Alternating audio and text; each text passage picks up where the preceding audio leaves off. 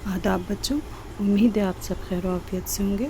जैसा कि आपको मालूम है कि जुलाई या अगस्त से पहले आपका बीपीएससी का एग्ज़ाम जो है वो होने वाला है। तो आज हम इस वीडियो में आपसे बीपीएससी एग्ज़ाम के मुतालिक ही बात करेंगे, उसके जो अहम पॉइंट हैं कि कैसा एग्ज़ाम पैटर्न है आपका, क्या उसका सिलेबस है, आपको उर्दू में कहाँ से और कौन कौन से जो टॉपिक हैं वो पढ़ने हैं। ख़ासकर हम इसमें उर्दू टीजीटी और पीजीटी के बारे में बात करेंगे। तो चलिए आइए इसका आगाज़ करते हैं। आप जानते ही होंगे कि आपकी चौक इंडस्ट्रियल एकेडमी जो है उस पर आपकी क्या है क्लास जो है वो स्टार्ट होने वाली है। तो उसी से मुतालिक आज हम यहाँ पे कुछ गुफ्तगू करने वाले हैं, हम आपको कुछ इत्तला देंगे। आपको मालूम होगा कि जो अभी नोटिफिकेशन आया था उसमें जो वहाँ शिक्षा मंत्री हैं उन्होंने बताया, सुनील कुमार जी ने, कि 10 अगस्त से पहले आपका जो एग्ज़ाम है वो हो जाएगा। तो आज हम यहाँ उसी के बारे में बात करेंगे और हमारे पास ज़्यादा वक्त नहीं है, मुश्किल से मुश्किल जून या जुलाई में हमारा ये जो इसका एग्ज़ाम है ये हो जाएगा। तो इसमें टीजीटी और पीजीटी के मुतालिक क्या आपको आएगा, क्या उसके टॉपिक रहेंगे, हम उसके बारे में बात करते हैं। तो यहाँ हम पहले टीजीटी के बारे में बात करते हैं। सबसे पहले हम बात करेंगे उर्दू की, कि आपका जो उर्दू का निसाब है वो आपका क्या है। तो आपको जो फर्स्ट जो आपका रहेगा, पहला जो पॉइंट है वो उर्दू के मुकम्मल निसाब के बारे में हम यहाँ पर बात करते हैं पहले। तो फिर जो आपका जनरल पेपर है हम उसके बारे में भी बात करेंगे।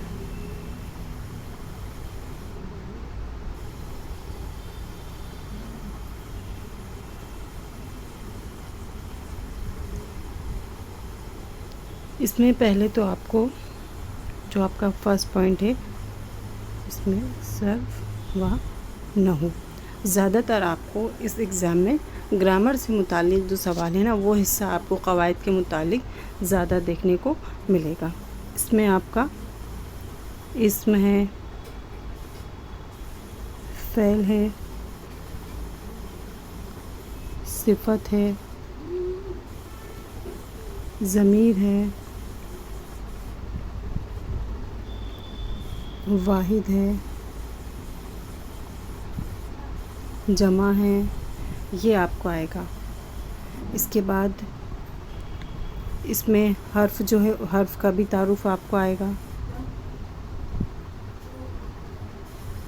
हरूफ जो होते हैं उनके बारे में तमाम मालूमात के, कौन से हर्फ अतफ़ हैं, कौन से हैं, कौन सा दुरुस्त जुमला है, जुमला बनाने के लिए आएगा। उसके बाद आपको जो लुग़त से जो मुतालिक सवालात होते हैं कि इसके क्या मानी है वो भी आपको आएंगे। इसमें आपके आ जाते हैं कौन कौन से अल्फाज, मुतरादिफ़ अल्फाज, मुरक्कब अल्फाज, आपके वाहिद जमा, वो ये सब इसी में आते हैं। अल्फाजों का दुरुस्त इस्तेमाल कीजिए, जुमलों में मानी ख़ेज़ कीजिए, ये जो सारा है वो इसी में आ जाता है। उसके बाद है आपका जो है वो नस्र का हिस्सा जो है, इससे उसमें उससे भी मुतालिक आपको सवाल पूछे जाएंगे। इसमें मज़मून नवीसी भी आपसे पूछी जाएगी, ख़ुतूत हैं वो भी। और उसके बाद इसमें जो नज़्म और नस्र है उसमें जैसे कि आप देखेंगे गालिब, इक़बाल, नज़ीर, जदीद शायरी जो उसमें देखेंगे, जोश, फैज़, फ़िराक़, अफ़साना निगारी देखेंगे हम इसमें। तो इसमें आ जाएगा आपके प्रेमचंद,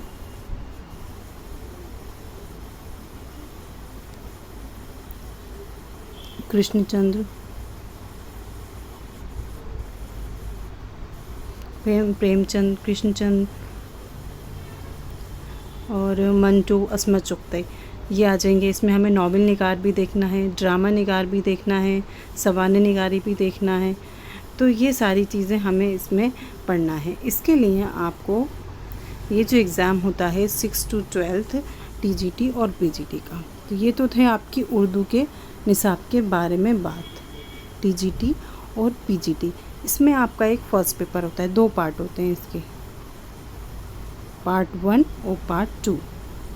पार्ट 1 देन आपका दूसरा होता है इसमें पार्ट 2। तो ये जो आपका पार्ट 1 है, ये तो पार्ट 2 आपका होता है सब्जेक्टिव, ये आपका सब्जेक्टिव होता है।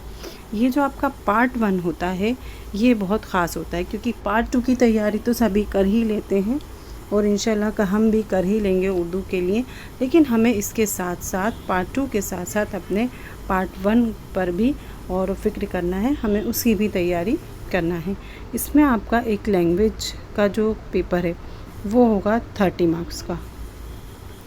उसके बाद आपका जो जीएस होता है वो है आपका 40 मार्क्स का, और ये जो आपका सब्जेक्टिव है ये है आपका 80 मार्क्स का। ये कितना है आपका 80 मार्क्स का। तो पार्ट 1 के ऊपर हम यहाँ पर देखते हैं पहले। अभी हमने पार्ट 2 आपका देख लिया कि आपको कवायद में क्या क्या उर्दू जो का है जो उसमें क्या क्या पढ़ना है। अब आप यहाँ पर पार्ट 1 देखिए। इसमें आपको पार्ट 1 में जो जीएस है वो देखना है।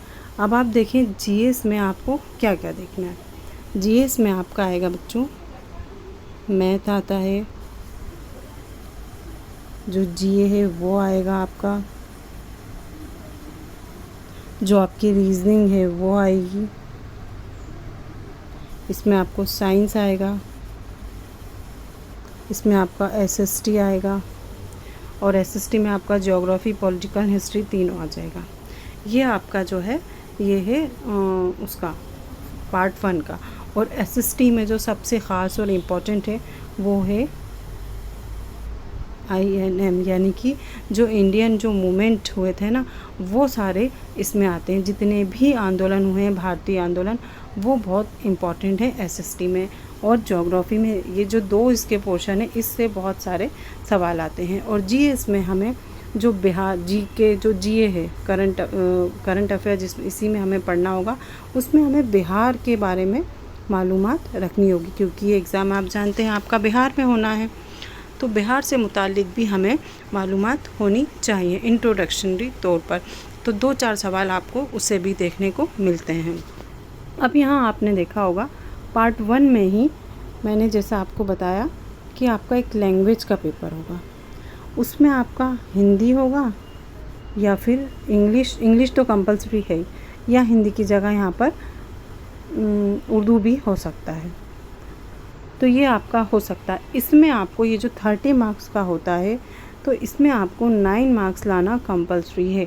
जैसा आपका सीटेट होता है तो उसमें आपके जो पासिंग मार्क्स है 90 मार्क्स जो है वो पासिंग मार्क्स है, वो आपके लाना कंपलसरी है। तो वैसे ही यहाँ पर आपको ये 9 मार्क्स लाना कंपलसरी है। इसके बाद ही आपका आगे का पेपर इसमें चेक होता है। तो आपको इस बात का ख़ास ख्याल रखना है कि ये आपको क्वालिफाई करना ही है। जब ये आपके क्वालिफाइंग मार्क्स हैं, जब ये क्वालिफाई हो जाएगा उसके बाद ही देन आपका आगे का पेपर चेक होगा। और टोटल ये जो एग्ज़ाम होता है, जो पेपर होगा आपका TGT और PGT का, ये कितने मार्क्स का है? 150 मार्क्स का आपका पेपर होगा। और ये आपका 2.5 घंटे का पेपर है और ये ऑफलाइन होता है, ये आपको मालूम ही होगा। और सबसे अच्छी बात है इसकी कि इसमें नेगेटिव जो मार्किंग है वो नहीं होती है, ये इसका एक प्लस पॉइंट है। और बिहार के जो कैंडिडेट हैं वो अनरिज़र्व कैटेगरी में ही काउंट होते हैं। वहाँ पर अपन को कोई बाहर के जो कैंडिडेट हैं उनको कोई रिज़र्व कैटेगरी नहीं मिलेगी, अनरिज़र्व ही वो माने जाते हैं।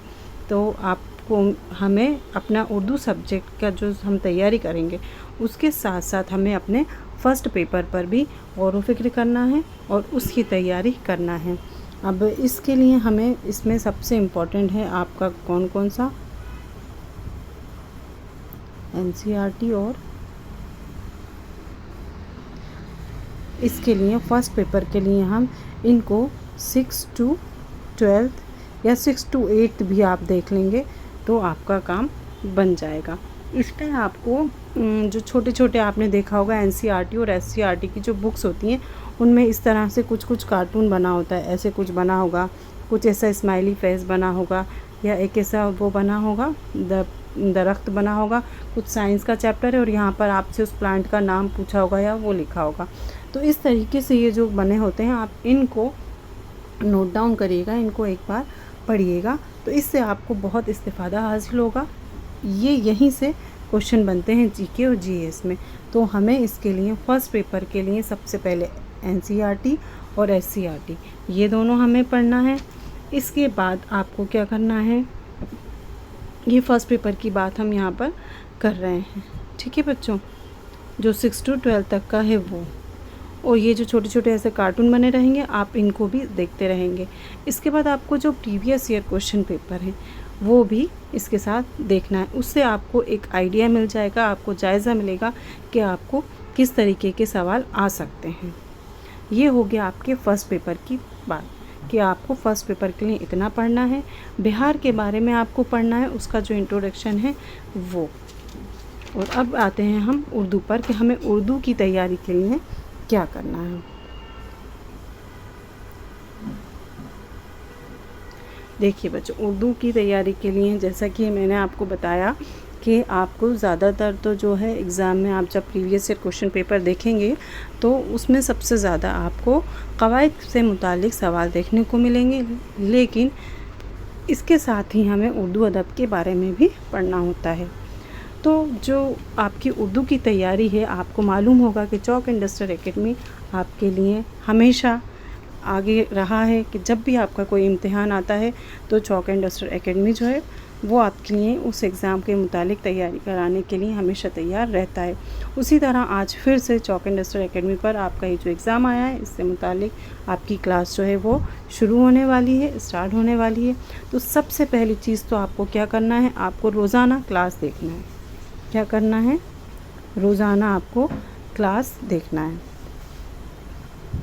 उसके बाद आपको जब आप लाइव क्लास देखेंगे, रिकॉर्डिंग और लाइव क्लास में बहुत फ़र्क होता है बच्चों। ये मैं आपसे दावा कर रही हूँ कि आप पहले दिन क्लास अटेंड कीजिए। अपने आप को आप सबसे अच्छे तरीके से जानते हैं। कोई आपके भाई बहन माँ बाप तो जानते ही हैं, लेकिन आप ख़ुद को बहुत बेहतरी से जानते हैं। आप पहले दिन जो ख़ुद को देखेंगे, फिर आप 10 दिन तक कंटिन्यू लाइव क्लास अटेंड करके देखिए, आपको अपने आप में बहुत बड़ा फ़र्क दिखाई देगा। ये मेरा आपसे दावा है। और अगर आपको यकीन नहीं हो तो आप ऐसा ज़रूर करके देखिए। 15वें दिन देखिए, फिर 20 दिन आप क्लास अटेंड करके देखिए और आप देखेंगे कि आपके अंदर जो आपका इल्म है, जो आपका नॉलेज है, उसमें कितनी तब्दीली आई, ये आपको ख़ुद महसूस हो। तो उर्दू के लिए सबसे पहले आपको जो चौक इंडस्ट्रियल एकेडमी आपके लिए क्लास लेकर आया है वो आपको लाइव क्लास डेली अटेंड करना है। दूसरा, आपको आपके ख़ुद के क्या करना है, नोट्स बनाना है। आप तमाम किताबें मिल रही होंगी, तमाम चीज़ें मिल रही होंगी, मेरी आपसे गुजारिश है कि बजाय उसके आप ख़ुद के नोट्स बनाएं। उसके बाद जो प्रीवियस ईयर क्वेश्चन है हम वो सॉल्व करेंगे, और जब हमारा एक टॉपिक, एक मौजू कंप्लीट हो जाएगा तो हम उसका एक टेस्ट लगाया करेंगे। इससे हमें इल्म होगा कि हमने कितना कर लिया है, कितना हम पढ़ चुके हैं और कितना हमें आ रहा है या हमें नहीं आ रहा है।